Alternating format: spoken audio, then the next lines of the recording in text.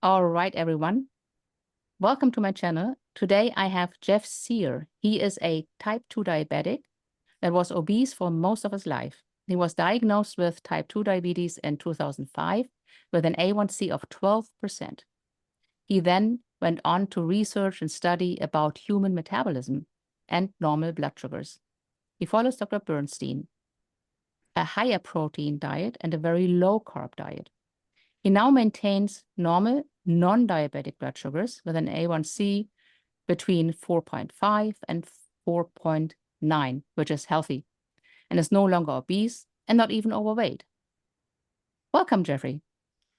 It's nice to be here, Roxana. Thank you for the invitation. So today we are going to talk about your story first, because I find it's fascinating. I saw your before and after pictures. What happened? Okay. I was obese for most of my life, from a very young age, 5, 6 years old. I weighed around 200 pounds at the age of 11. Then I went up to about 345 pounds at the age of 17. So I had no idea that I was probably a type 2 diabetic at that point. I knew nothing about diabetes. So from the year 1997 to the year 2004, I had a series of 3 major back and neck surgeries in that time frame. In January of 2004, the doctors put me totally disabled. Ooh. So at that point, I weighed, I don't know, let's say around 325 pounds. So they put me totally and permanently disabled. And at that point, from those 3 back and neck surgeries, I had titanium rods and plates and fusions, my lower back, my mid back, and I also had a cervical neck fusion. So I have a plate, a fusion where I'm fused up in the neck also. So they put me totally disabled. I had a very, very hard time walking. All those surgeries and fusions, and a heavy obese man, and I had a lot of pain, from all those fusions and pretty bad pain. I could barely walk. I had to use a walker or a cane. And I walked really slow, and I had a hard time, from my lazy boy chair in the living room, going for a glass of water at the kitchen sink. It took quite a while. The doctors had already started me on Vicodin, and like after the second surgery. Now at this point here, from the severe pain, they put me on oral morphine, and I morphine, you have to take higher doses for it to work, so you become addicted. Yes. To some of the pain relief. And the doctor, who was a pain management doctor, back in the mid 2000s, would give me a higher dose of oral morphine. When I got to the point where I wasn't doing anything at all. And it's also hard on your respiratory system, morphine. And at that point, I started smoking at 15. At that point, because I always worked at hard physical jobs my whole life. Sorry. That's all I knew was work. Sorry. So you take this man that did hard physical work all this life. Now he has a hard time just walking from his chair to getting a glass of water. I became depressed, a big depression. So I smoked more. I was up to 4 packs of cigarettes a day, addicted to oral morphine.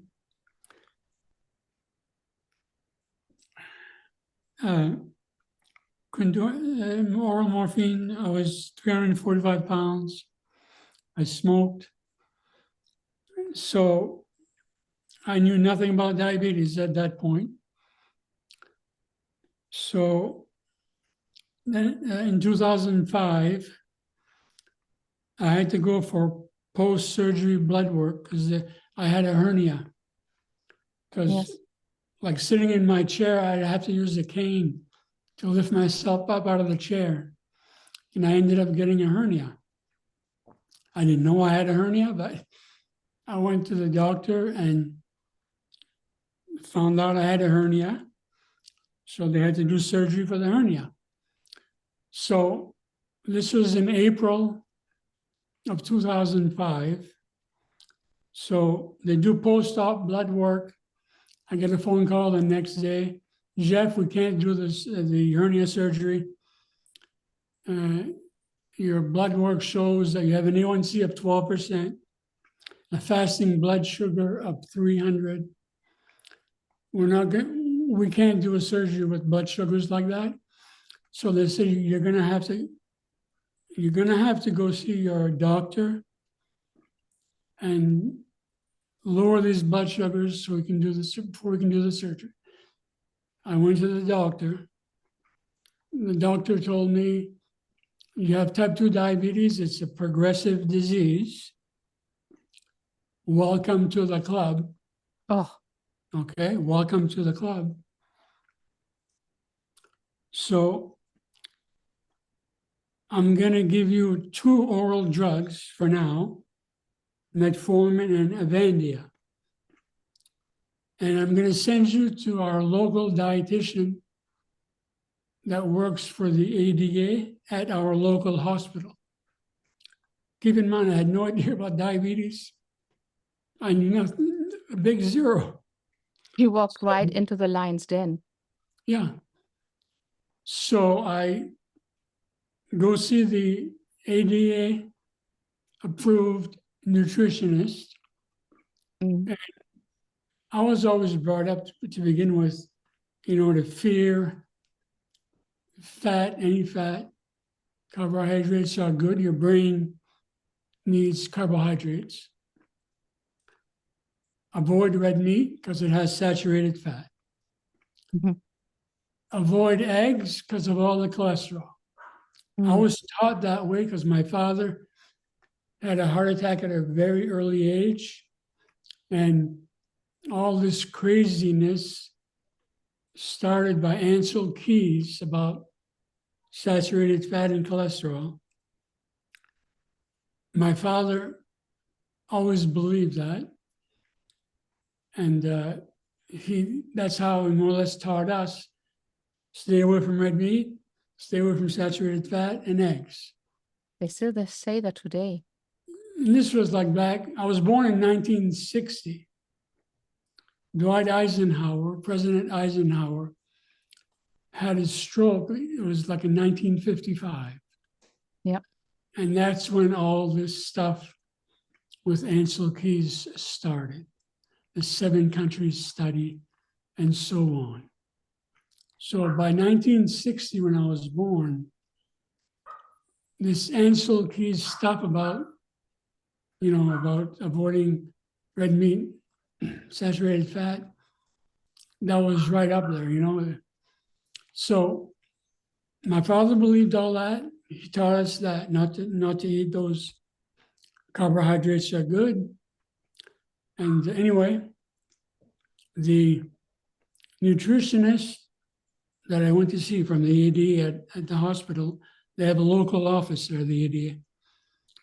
So she told me basically like the same thing. You're gonna have to eat a diet It's high in carbohydrates, almost zero fat, and Healthy very whole low grains. in protein. So she told me that I'm going to have to keep my blood sugars up to make sure I have enough energy for my brain and everything else. You have to eat at least 250, 300 grams of carbohydrate. You're going to have to eat three meals and 2 or 3 snacks, all high carb, because you have to maintain those blood sugar levels. Make sure your brain has energy. The brain needs energy every second of every minute. Except for the night, of course, but the brain they don't uses mention that. the brain uses about 22% of your total energy expenditure just to keep the lights on, just to be a brain. Yes. So anyway, she told me all this. I pretty much did what she told me, and I still knew nothing about diabetes. So then I was taking more oral morphine. I was locked in my lazy boy chair almost 24/7. Smoked 4 packs of cigarettes a day, was very obese, 345. A lot of permanent nerve damage from the waist down, and also, like in these areas, a lot of permanent nerve damage from all those surgeries. So, then the doctor kept upping the oral morphine. I was in really bad shape. So I went to our local grocery store with my wife, parked in a handicap as close as I could to the store, to the entrance. I got out with a cane, started walking slowly to get to the grocery store. And then once in the grocery store, I had to use those handicap carts, motorized, to get around the store. So, but on this particular day, it was like June in 2008, got out of my car, and across the way, there's this older man that gets out of his car pulling an oxygen tank with oxygen tubes from his nose, and he's pulling this oxygen tank alongside him. So that hit me like a ton of bricks. That was your wake-up call. I thought to myself, the way that I smoke and all the other things that I explained, as it is now, I need a cane or a walker to get to the grocery store. So if I continue on the path that I am, if I get like him, the guy pulling an oxygen tank, how am I going to do that? How am I going to hold the can in one hand and pull an oxygen tank alongside me? So that's when that was like a big light bulb. Started, looking at it in a different way. I knew that things had to change. I knew that there had to be a better way, because I don't want to end up like what I just explained. Yeah. So slowly, started doing a little bit of research, thinking about different things, on and on. Then I thought, I have too many things to try and, get rid of them all at the same time. Being overweight, smoking 4 packs of cigarettes, addicted to oral morphine. There's just too many things here. So I thought, I'm going to have to do this, quit one at a time. Otherwise, forget it. So October 1st, 2008, I quit smoking cold turkey. I had started when I was 15, but I had been smoking 3 or 4 packs of cigarettes for quite a few years. So I said, I'm going to quit that cold turkey, which I did. That's awesome. After a couple of months, like November, December, January of 09, I said, now I have to quit that oral morphine. I need to stop taking that and end that. And these pain management doctors, they don't want you to quit oral morphine on your own without letting them know. It's kind of like a heroin addict. Really, it's the same thing, to be honest, totally honest. When a heroin addict quits shooting heroin, he goes through this bad withdrawal symptoms. And morphine, it's the same thing. And it takes like 30 days, 40, 45 days to stop those withdrawals. But I did it. Did you do that cold turkey? Yeah.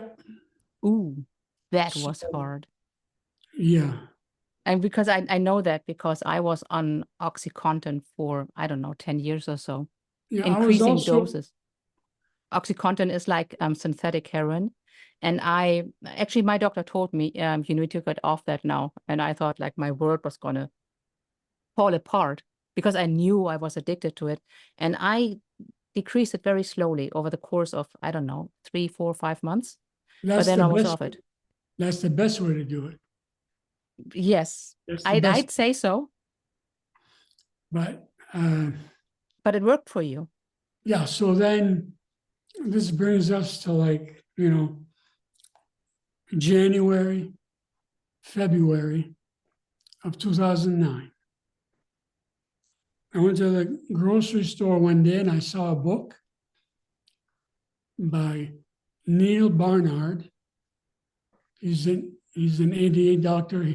He believes that people need to eat a whole food plant-based diet. Yeah. Keep in mind, whole food is great. Plant-based. Keep in mind, I know nothing about diabetes or anything. Yep. So the title on the book was a paperback, Reversing Diabetes. I had no idea what a whole food plant-based diet is. I just read that book and I more or less followed those recommendations. So I figured I'm going to lose weight.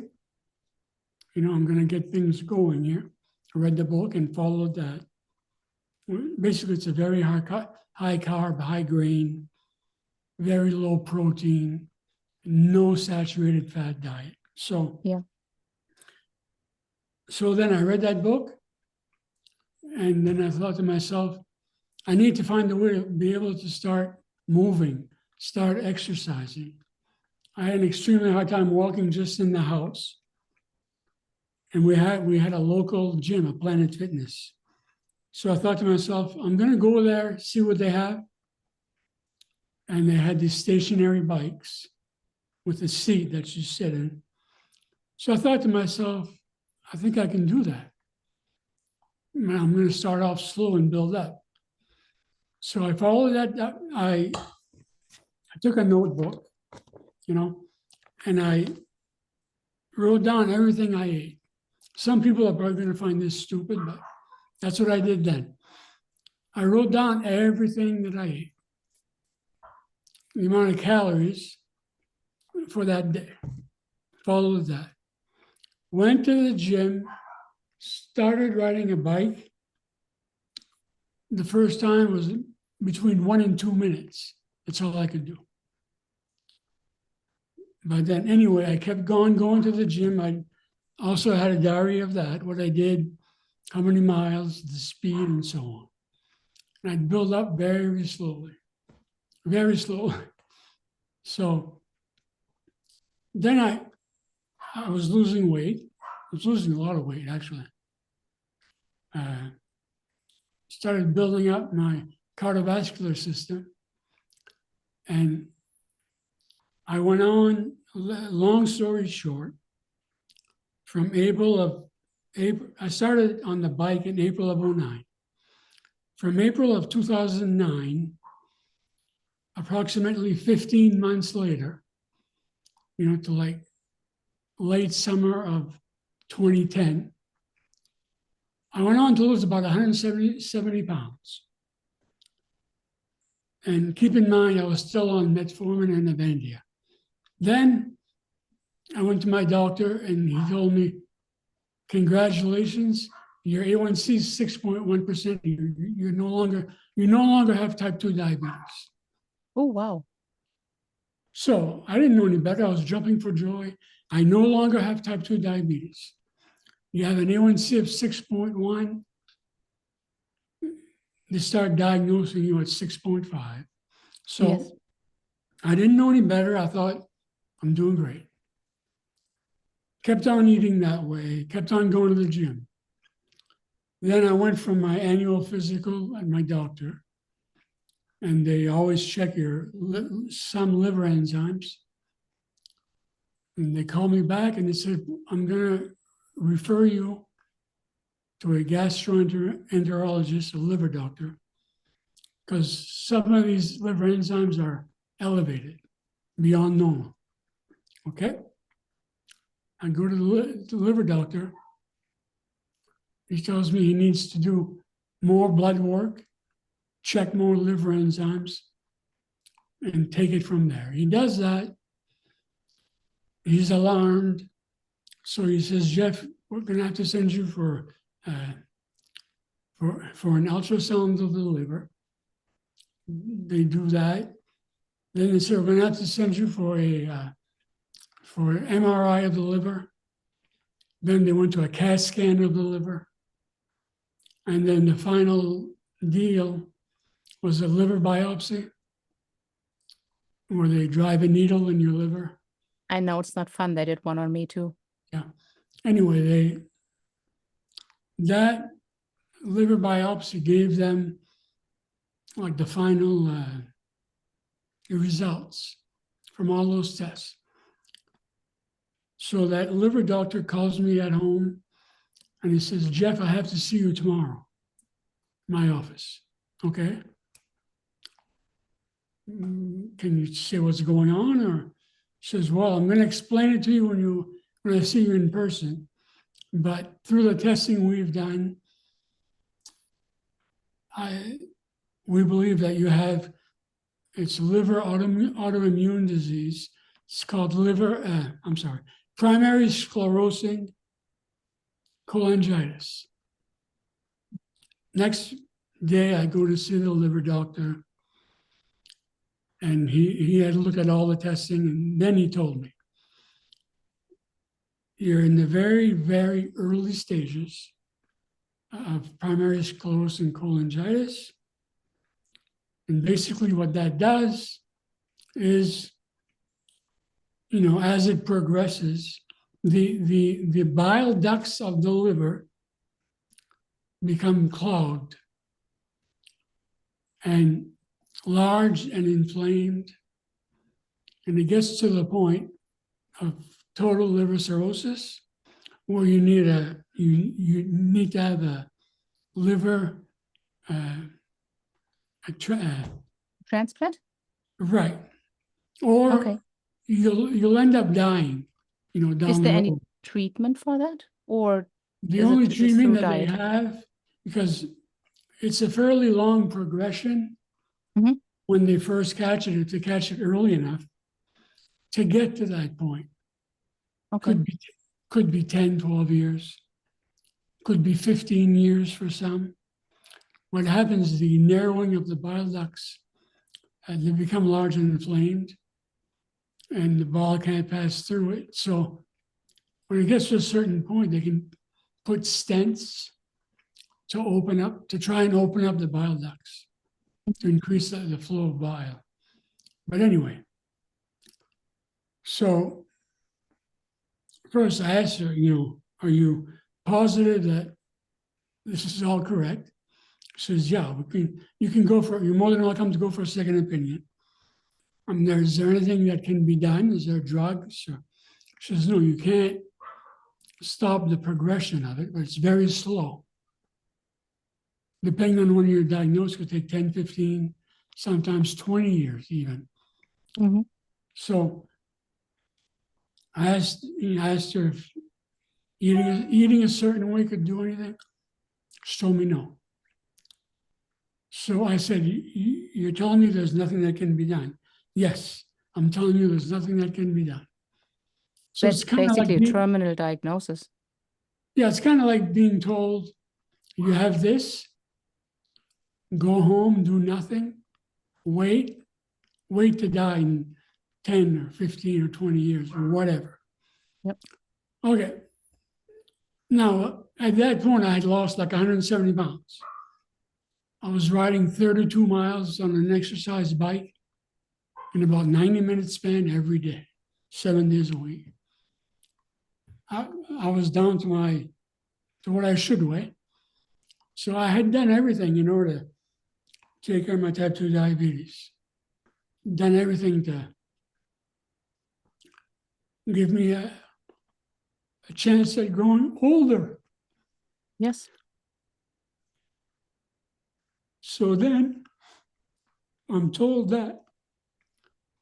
So that, you know, it led to a pause and thinking and snapped my head back, and it did knock me down somewhat. But right away, I started researching autoimmune diseases, and I started going deeper and deeper into the research. One thing led to another, and another, and another, and another, which led me to a very low carb diets, keto diets, for the resolution of some of these things. So then I was so terrified of animal meat, saturated fat, eggs, cholesterol. I was brought up that way. So I had to keep researching deeper and deeper. I did that for about a year. That's how terrified I was of eating that way. Okay, about a year. I So, know it's terrifying because it's ingrained in your yeah, brain that you yeah, need carbs and that fat is bad. Horrible. yeah. I had no idea. So, like I said, reading a lot of technical papers and books and on and on. Then I said to myself, I have to try something. I was told there's nothing that can be done for this liver autoimmune disease. So I thought I have nothing to lose. I'm going to give this a try. It sounds crazy, you know, but I'm going to give it a try. What do I have to lose? So on November 1st, 2012, I started. You could say, you know, it was like Dr. Bernstein's higher protein, very low carb diet with animal fats. Basically, that's what I did. So I had to go for blood work every 6 months at the liver doctor. And these liver enzymes and like the bilirubin, after it took like, let's say about 12 months. And this improvement starting to get better and better. So then I kept on going every 6 months, kept on this way of eating. And it took a couple of years. I can't remember exactly. It could be like 2 or 3 years, 3 or 4, let's say. Then all of a sudden, those elevated liver enzymes, liver function, and all that, it was almost back to totally normal. What did your doctor say? I Well, mean, he must have been stumped. yeah, they had no, really, he didn't say much of anything. I told him what I did, what I was doing, he knew all about it. Excuse me, it's not a he, it's a she, by the way. Like, she was terrified of a high protein, higher protein, very low carb animal fats diet. She said, she thought I was going to end up killing myself with that. So she really didn't say much of anything at all. So then, about maybe a year after that, they gave me the diagnosis that you no longer have primary sclerosing cholangitis. Just like that. And, like, officially. So that was gone. Great.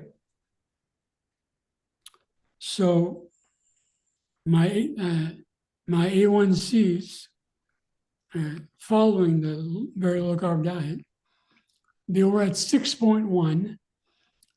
Following that plant-based diet, that's the lowest it got, even with riding a bike 32 miles a day for 90 minutes at a pretty high intensity. I do HIIT interval training. I'd also do that. The lowest I could get in my A1C was 6.1%, and I was still taking metformin. And also Avandia.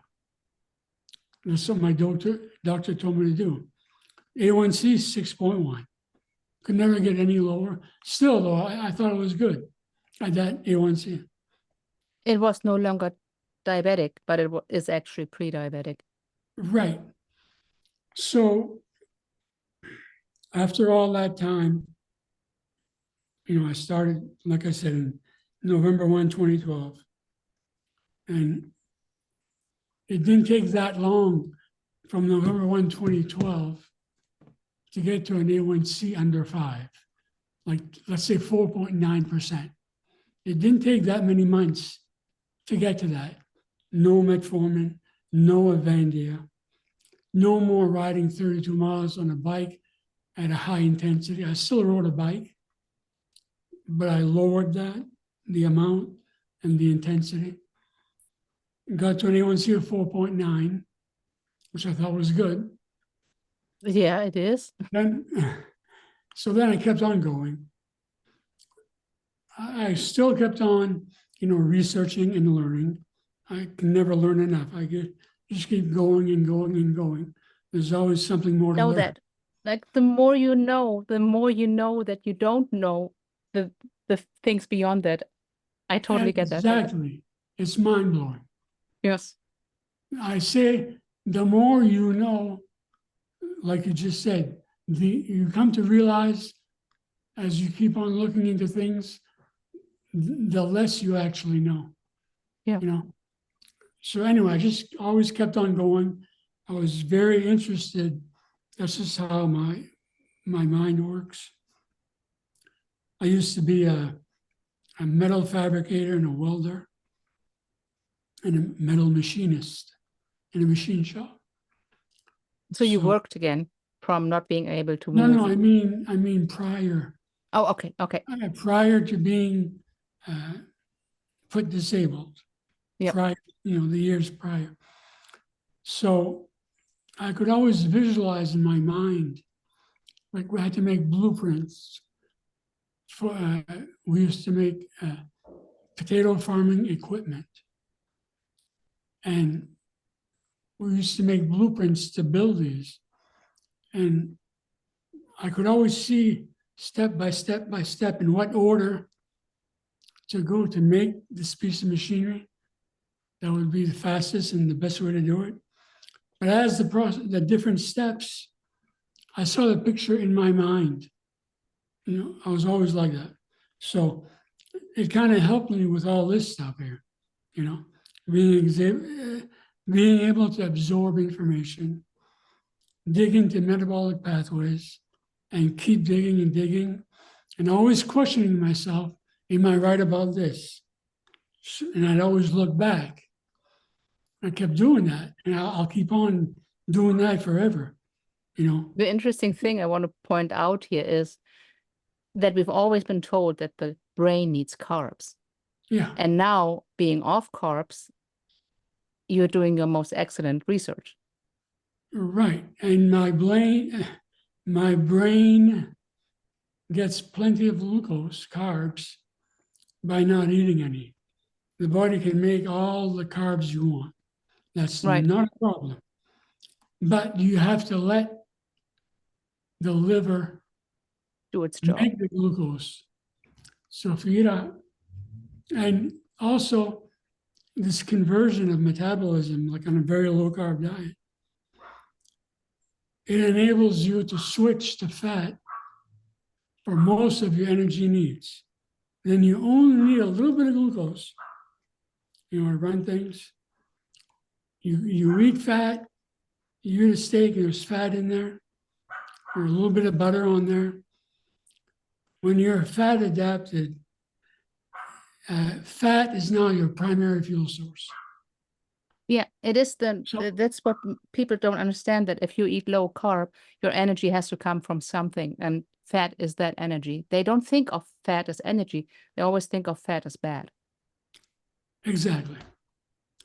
So I guess long story short, I know we're limited on time here. So uh, I kept on doing that, eating that way. Then I started joining different Facebook groups and learning more. And so here I am today. I used to write a lot of posts on Facebook about this stuff. And as the years went by, I started posting less and less because it becomes overwhelming. Yes. People send you questions on Messenger, and you're locked into a thing where, it just got too much. So I backed off of that quite a bit. So here I am today talking to you. Well, we met on Facebook too, and you are publishing these pieces that go into the nitty-gritty of the science, and a few of them I published on the blog. And Yeah. then you are in that Facebook group. It's WORD word. Yes. I can link that in the description later. I love your work, but I think what all this has led you to is, why does the ADA think that an A1C of 7% is A-okay? Like, how? Yeah. So first of all, and I'm giving you the most honest answer I can give you. Some people might find this crazy, but the ADA, the medical authorities that write the guidelines for the standard, what's called standard of care for diabetics. Those guidelines state that a diabetic is well controlled with an A1C of 7. Now, there's two different charts for the conversion of A1C to average blood glucose. There's the DCCT, which was first put into place by the ADA some years ago. They always went by that. And then there's the ADAG, which all doctors use the charts from the ADA. In 2008, the ADA went from the DCCT formula to this ADAG. An A1C of 7%, if you use I say it's the correct formula. A1C of 7 is an average blood sugar of 172. I have an app, and An that A1C of, kind of like this. You can put in your numbers and it'll convert everything to anything. Like if I put in my number as millimole, it will convert it to milligram, or the A1C is 7. This app says 155. But even Yeah. whether it's 172 or 155, it's high. That's a high average blood sugar. but what you're looking at and what everybody follows, they think an A1C of 7 is 154, 155. Yeah. Okay, like you said, it's still high. And they tell the diabetics to aim for that. That's their target. They're well controlled. Diabetic is going to listen to the expert, to the professional, the doctor wearing the white coat, the recommendations that are written by these, like the ADA and so on, standard of care. The doctor is kind of like handcuffed. So he's he sees thousands of patients. He's got 10, 15 minutes with them. He probably doesn't even know what I just explained about those two different charts. But let's give them the benefit of the doubt. Pretend that an A1C of 7 would be an average sugar of 155. Just make believe, okay? Now, they tell a diabetic that these ranges are safe, target those ranges. Everything will be fine. You'll be a very well-controlled diabetic. You follow that. You aim for that. Now, the thing is, if you follow that advice, and you keep on doing that, it's going to eventually lead to complications. Right. And the main complications you hear about, I'm going to keep like heart disease and blood vessel health out of this. Which it also affects that, what I'm going to explain. But the biggest complications for diabetics, diabetic retinopathy, cataracts. So you have the, in the eye, you have the retina and the lens of the eye. In the kidney, you end up with, I'll call it diabetic kidney disease, where you wake up one day and all of a sudden, you'll have, you're diagnosed with stage 3 kidney disease out of the blue.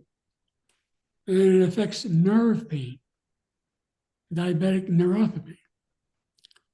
Now, all these complications are a normal part of having diabetes. So when let's say tomorrow you get stage 3 kidney disease out of the blue, you're following the guidelines from the ADA standard of care. You get stage 3 kidney disease, your doctor tells you have stage 3 kidney disease. He has no clue. Well, I think they must know, because I'm just a common layperson off the street. And I found all the research papers and all the information that I'm going to share in a few minutes here, why this happens. But so you tell your doctor, pretend, yeah, but I followed everything you told me, target A1C of 7, and I end up with stage 3 kidney disease. That's when, or nerve pain, nerve damage, or retinopathy, or cataracts in your eye.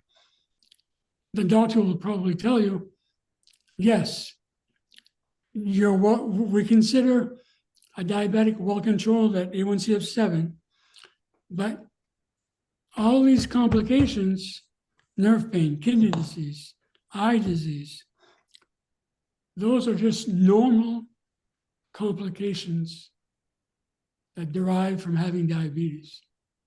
But the problem is, it is expected to get these complications, but not because someone has diabetes, but 7% is not controlled. 7% is out of control. It is, if everyone deserves a healthy A1C, and if a diabetic gets to a healthy A1C like you did or I did, then we can not ward off all complications, but we have a pretty good chance that we won't get those complications. And they know that. That's not a secret. They know that the A1C is closely related to these complications. Exactly. And real quick here, anyone who truly knows that, who understands human metabolism Mhm. and understands normal blood sugar for any human body, be it diabetic or not, Dr. Richard Bernstein. And if you follow type 1 diabetics that follow his plan, these people will have normal glucose around the clock. So, blood sugar level in my wife, who's not a diabetic, or blood sugar level in myself, who was a type 2 diabetic, it's the same. It's the same in any human being. Glucose homeostasis, normal baseline metabolism, basal metabolism is 70 to 110, or 4 to 6 mmol. So that's the way that my body, every cell can use glucose. When glucose is normal range, you have normal glucose metabolism. So the metabolism of glucose into different molecules that ends up in the Krebs cycle, making electrons, electron donors, that then feeds into the electron transport chain that makes the ATP that's used for energy. Normal glucose metabolism will, the glucose, the way it gets processed, it's going to remain at a very tight, narrow window. The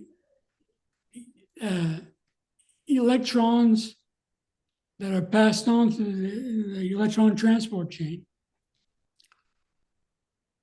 they're picked up by a mobile carrier, and they pass through the electron transport chain one electron at a time. One at a time, like you're passing a baton. So the body is not going to waste energy. So the amount of electrons that are flowing through that, your ATP production matches that. Yep. So I'm talking to you right now, and I have normal glucose, which like 3 or 4 hours after I eat a meal is between 80 and 90. It stays there. I sleep for 8 hours. I wake up in the morning. My blood sugar is between 80 and 90. Normal glucose homeostasis, normal glucose metabolism. And the interesting thing is that it is really a tight range. And you would Yes. think, well, whether it's 4 or 8, like that's not that much of a difference, but it is. And this tight range is controlled whether you eat or whether you don't eat. You can go on and not eat for 5 days, and your blood sugars will not drop below normal unless Exactly. your ketones are very high, but it will not drop. The body keeps it in range. So this is what you earlier said, that you were given the advice to have 3 meals and 2 to 3 snacks to keep those blood sugar levels stable. No, the liver keeps those blood sugar levels stable. We don't need to eat food for that. We obviously need food to eat. But You don't even need to think about it. yep, The body's going to do that. the liver takes care of it. Right. So this is the part that we're trying to explain that I don't think many diabetics know about. The ones that listen to the ADA. Yes. Okay. The ones that trust the ADA, and this is like what bothers me most. They I trust know. them with their life and their health. I But know. I'm sorry, I interrupted you. No, that's no problem. Okay. So there's this pathway in the body that's called the polyol, Polyol pathway. And think of it runs parallel with the glucose metabolism pathway. And the reason that you need it, first of all, it's a protective mechanism.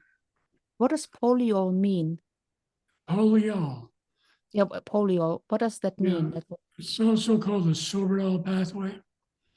All right. I can't, to be honest, I can't tell you specifically what polyol or the definition. But this polyol pathway,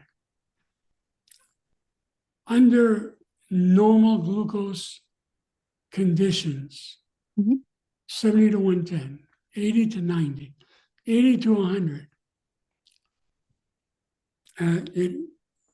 it's very low.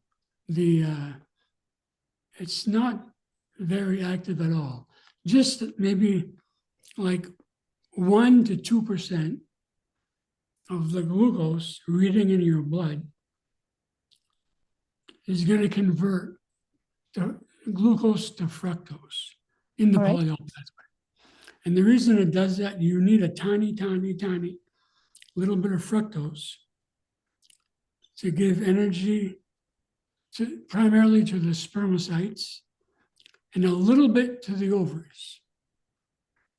So you don't need to eat any fructose. That's the important part. What I'm explaining, that polyol pathway is going to make the fructose, just a tiny drop that you need to supply the fructose as fuel in the spermatocytes and a little bit in the ovaries. You also need it for one other reason, like the polyol pathway, it runs in parallel with the glucose pathway. It provides the fructose for what I just said, but it also acts as like a safety valve or a buffer for the level of glucose to help to keep it, like if there's a little bit extra glucose in the blood, a little bit, it helps to maintain normal levels. But that polyol pathway, like I said, it's not very active under normal situations, just a tiny drop. So now what happens, this is how it begins. This pathway, it senses glucose level, and it senses the uptake of glucose that goes from your small intestines, gastrointestinal tract, into the liver portal vein, into the liver.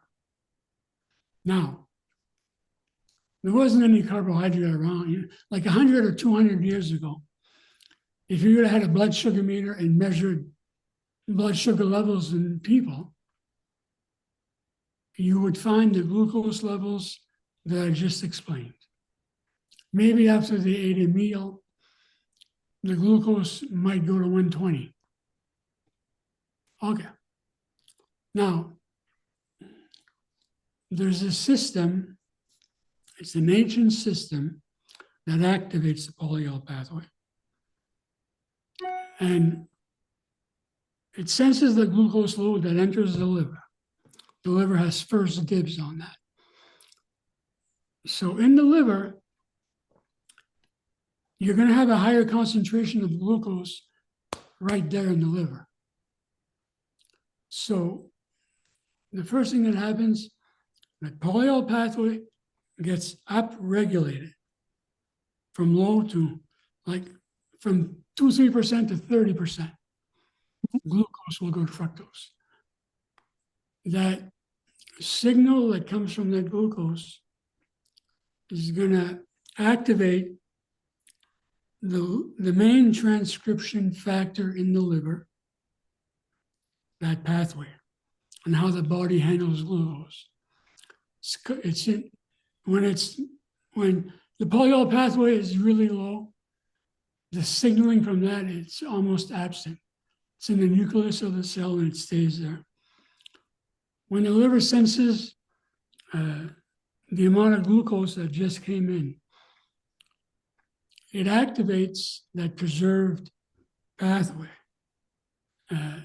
The first part of it is, it's called carbohydrate responsive elemental protein, CHREBP / MONDA, MONDA. So that takes that operation. That's the beginning of the upregulation of polyol. It takes that, moves it to the nucleus of the cell. So that changes the way the liver handles the glucose that came in. And that polyol pathway is upregulated. So now the glucose is shunted. 30% of that glucose converts to fructose in the liver. It's kind of like a double whammy. Not Yes. only does the liver have to deal with the extra glucose, but then also with the extra fructose that we never even needed in the first place, except for like a tiny, tiny, tiny bit. And you also hit on probably the key point, what you just said. This is where, metabolic dysregulation, metabolic mayhem, what you just said, what happens in the liver, the polyol that's opened up in the liver, the pathway is opened up, it changes glucose, the way the liver handles glucose. Once blood sugar gets above like 125, 126, 30% of ingested glucose or circulating goes from 1-2% to 30% conversion glucose to fructose. So that signaling in the liver is the organ that can make a lot of fat, and it can make it quick. That, what I just said, how it gets activated in the liver, that activates that pathway, which opens up the fructose to uric acid pathway in the liver. So gout. the reason that what I just said is so important with the polyol pathway,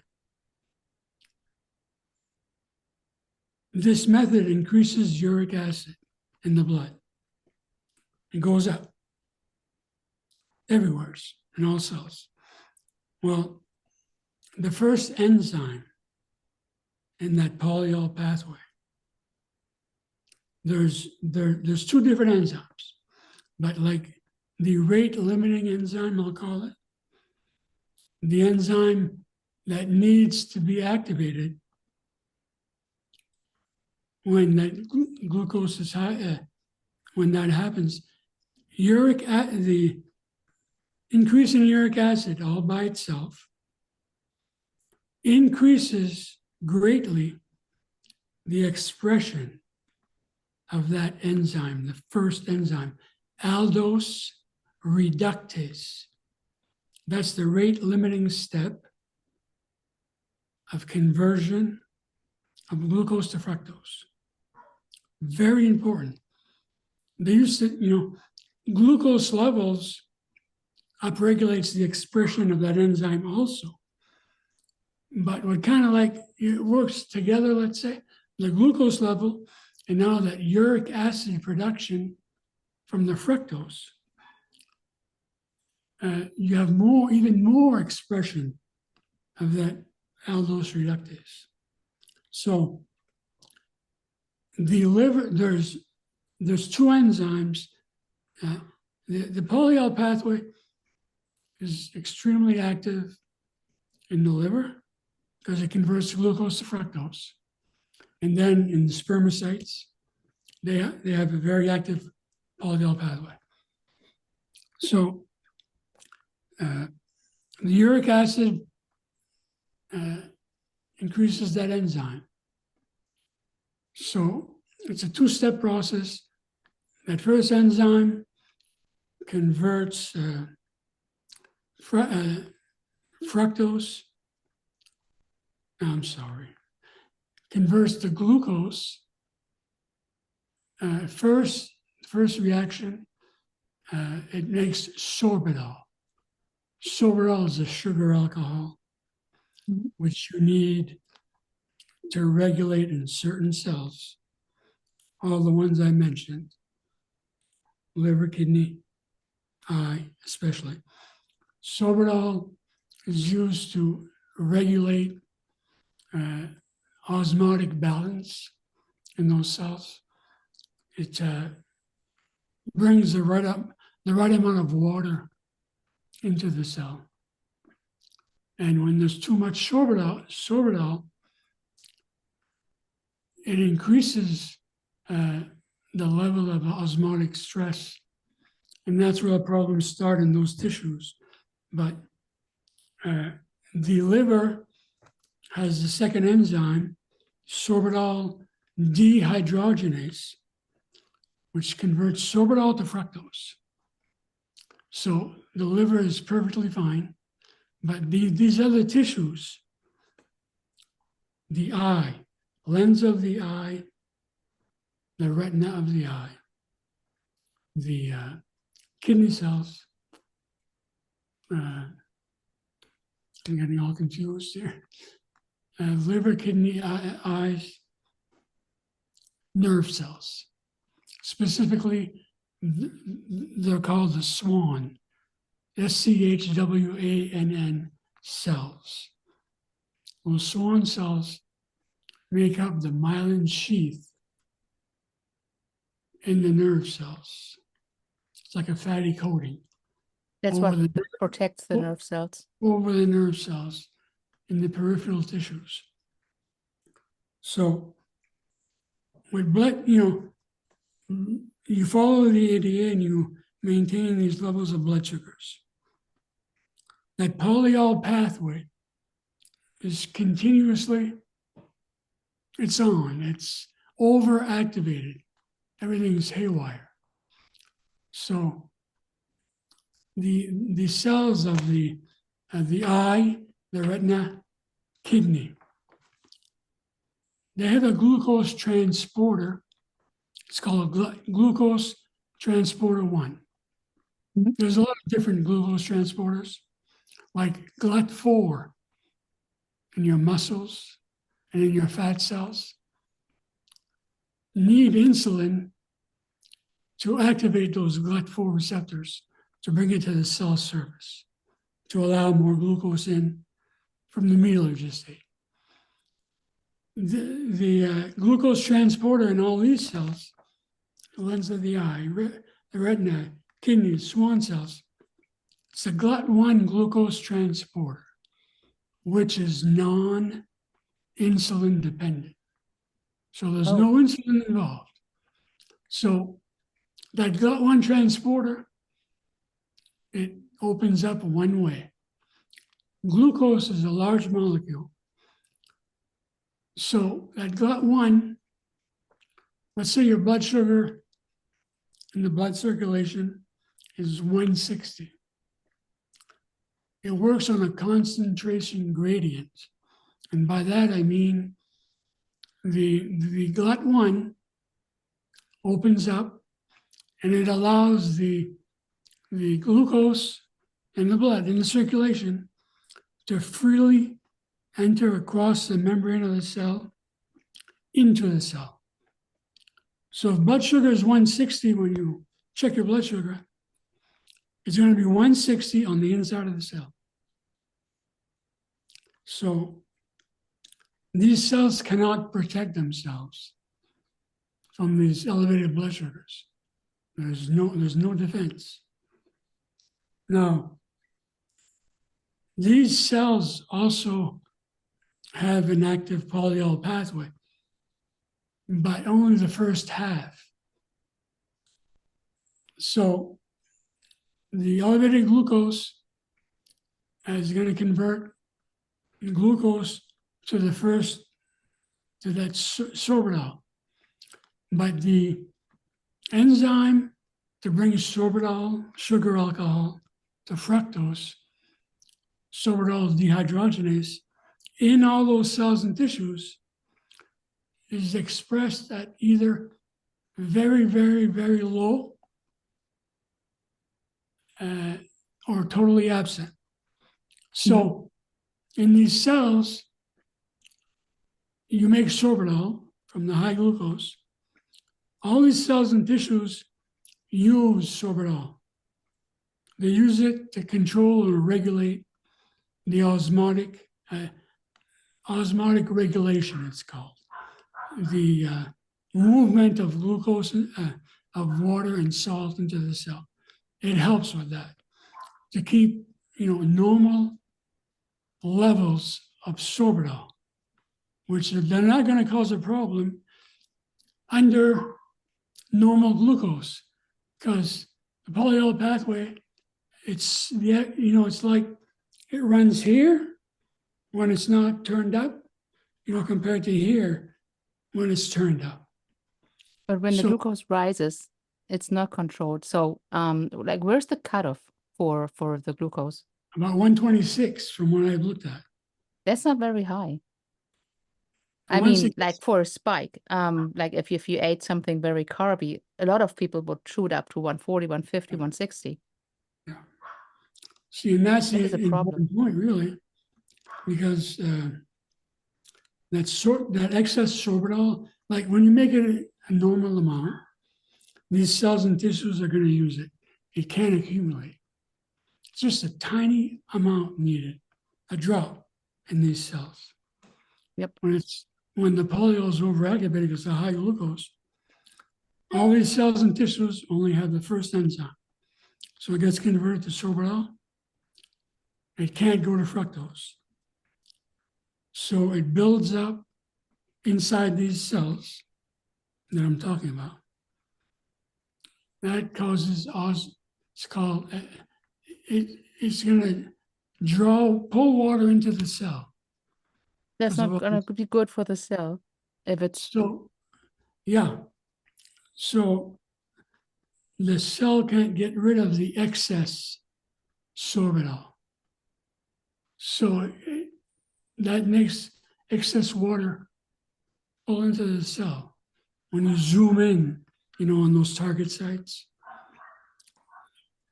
So that starts a cascade where you get a lot of reactive oxygen species, known as ROS, and oxidative stress.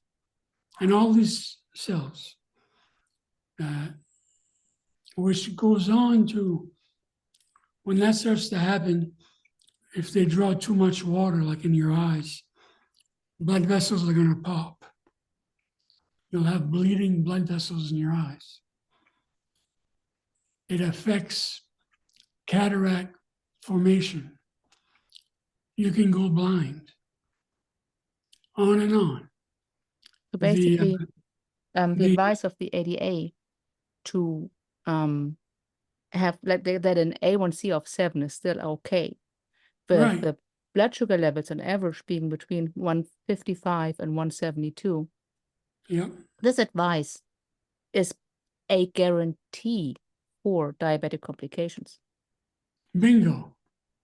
And that's the main point of what I'm trying to explain. These diabetics listen to that advice, they follow that to the T,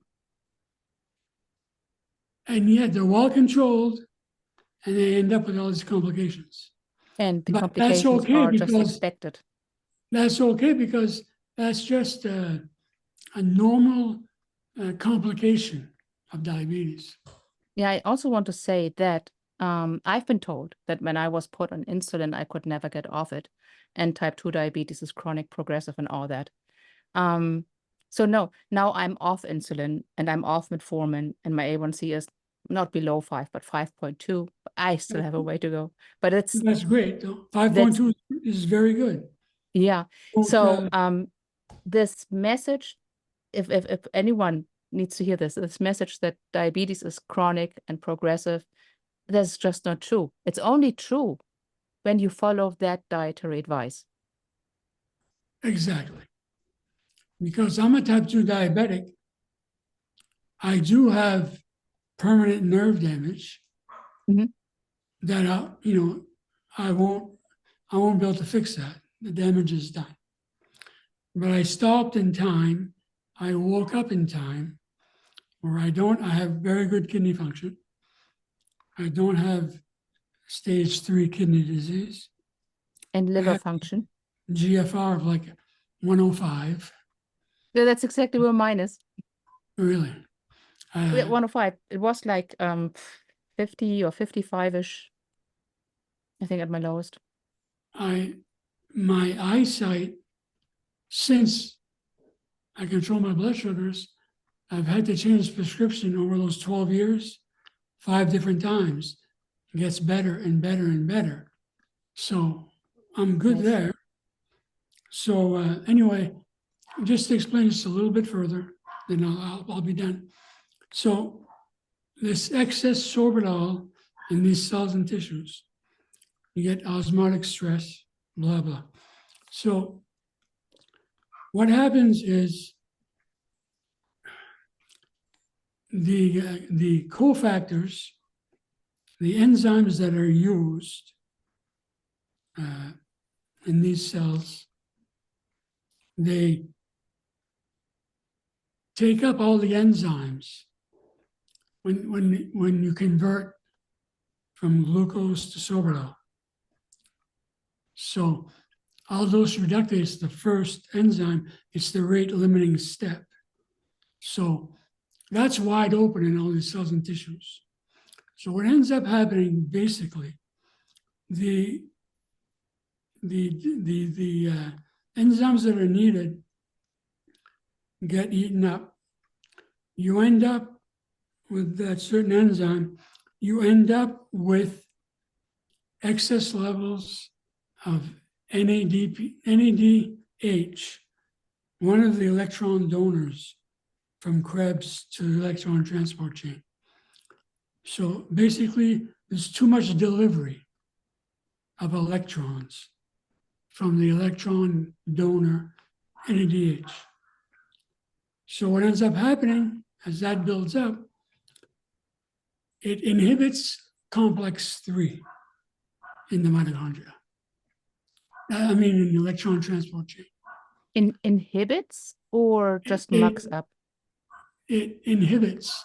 What ends up happening, instead of having a normal electron passage of electrons,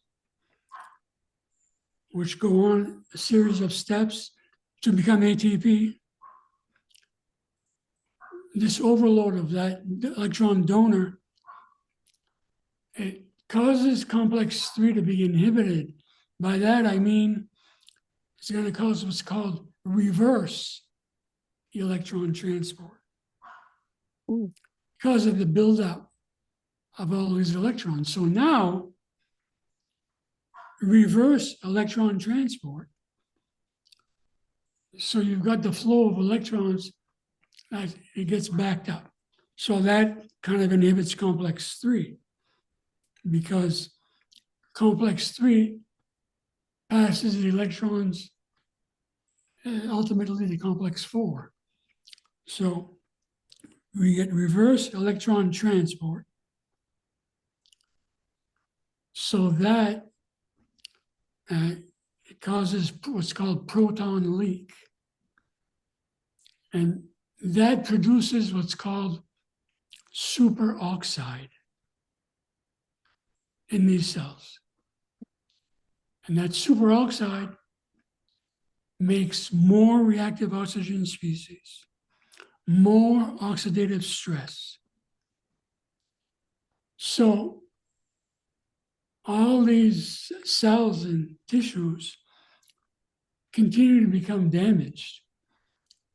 Like, if I'm going to lift up a picture here, and then like if you look at the bottom of it, it shows you all the pathways, but if you look at the beige colored one, it shows you diabetic complications for retinopathy, neuropathy, and then kidney disease.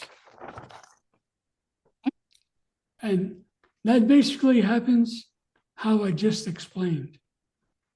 The electron transport chain causes reverse flow because of the buildup of the electron donor from Krebs cycle that's carried to complex 1, where they enter.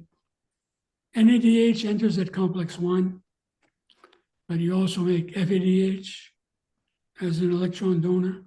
You make less of it with each turn of the Krebs cycle. They get delivered. So it inhibits the entry of the electrons because it can't keep up using them to make ATP. So that backs up. It's known as reverse electron transport. And that's where all these problems come in. And you keep on eating that way. And you keep, the higher the glucose level, the more delivery of NADH to the transport chain. The higher your blood sugar, the more. And that inhibits complex 3.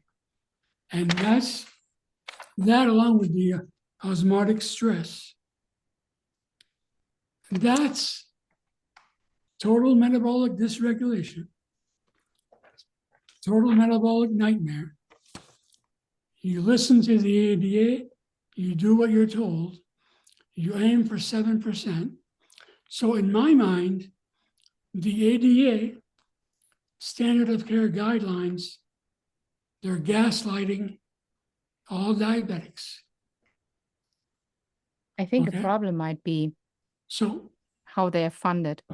It's the advice by the ADA, the recipes they put out, that they put sugar even on meat, if they have a meat recipe at all, like all that, the proud sponsors. It is heartbreaking to go into Facebook groups and see people given the advice, you could try low carb, and then they say, well, my doctor said that's not healthy. The ADA says this and that, and I'm actually pretty good because my A1C is at 6.9, and you know what they are going to get from that A1C. Yeah, that's just, not good. The way that I look at this, okay, I'm just a common layperson off the street. Yeah, you're not that late. Okay, so but yes. If I was able to research and find the information that I tried to explain as quickly as I could so people can understand. So if I know that, I found that, don't you think those in charge, the scientists, the diabetes researchers that write the guidelines for standard of care for diabetics, if I know it, in my mind, they most certainly do also. I think they do. I don't know. Yeah, I think like there might be like a spectrum. Some really don't know. They're completely ignorant. Some know, but their income depends on not knowing. And some know, but they will tell the opposite anyway. So it's the motives are probably not the best. Yeah. So I mean, this is why we had this conversation to people know if my blood sugars are too high, that's not healthy. And now they know why. Now they know that a blood sugar over 126 may already lead to, probably will lead to complications. The most important part of this community and sharing the information is explaining it in a way that they understand, okay, so this is not just some low carber saying, oh, you can't eat carbs, but explaining why. And yeah, it's been proven over and over that keto is actually the best strategy to reverse these conditions, any metabolic condition, from fatty liver to diabetes and so on. It's just time that we get this information out. Like if I'd have to say the bottom line to everything I've said. Yes. In my mind, it's pretty simple. Dr. Richard Bernstein, a type 1 diabetic doctor, he was born in June of 1934. And at the age of 12, he was diagnosed as being a type 1 diabetic. So that's 1946. People that were diagnosed with type 1 diabetes at the age of 12 in 1946, there's not very many that lived for many more years after. Mhm. So Dr. Bernstein was, he everything I'm explaining here, Bernstein, he figured that out a long time ago. Yep. There's a reason why you see people on type 1 grit with pictures. Let me be 83. I could say, if I'm being honest, for me, I could say, let me between 80 and 90. Yep. But that's Bernstein, and he's correct. He's spot on. Like I said, everything I just explained, I'm sure he knew all this way before I did. So the bottom line, he's 90 years old today, by the way, Dr. Bernstein. And He he's still fit. treats patients. He's 90. He He's turned 90 fit. in June. Okay? Still has a clear mind. He still takes patients. Okay. Bottom line, Dr. Bernstein was right all along. He puts all these organizations, the ADA, these medical experts, the medical establishment, Bernstein puts them to shame. Yeah, So absolutely. that would be like my bottom line. Listen Yeah. to Dr. Bernstein. I guess that's Okay. as simple as I can put it. It is, yeah, that is the simple message. And I hope that many people are going to watch this. This is not just for type 1 diabetics, this is for type 2 diabetics. Everyone deserves pre-diabetic. healthy, everyone deserves healthy glucose levels. It can't be just because you are labeled a diabetic that all of a sudden beyond 150 is okay. It is not. Exactly. And Alrighty. Thank you. Oh, one more thing. Dr. Gary Fettke from Australia. Fructose, What I no, yes. explained about the polyol pathway, Yes. he's known about this for a long time. He did all the research. And he would tell you, that there's only 4 grams of glucose in the bloodstream. That gives you a blood sugar level of around 85. So when you ingest glucose, I explain what happens in the liver. So Fettke eats a very, very, very low carbohydrate diet. Yes. And he's not diabetic. He it's also David Unwin who does these sugar charts. So if you have a teaspoon of sugar in your body, and then which is like 4 or 5 grams, and then you eat a 300-gram carb sugar pizza, it doesn't take a lot of imagination to think what it's going to do through the system. Unbelievable. It is. Criminal behavior. So we're going to wrap this up, and then I hope I'm going to see you around on Facebook and on social media. You're going to stick around, right? Sure. Awesome. Alrighty. Goodbye. Thank you. It was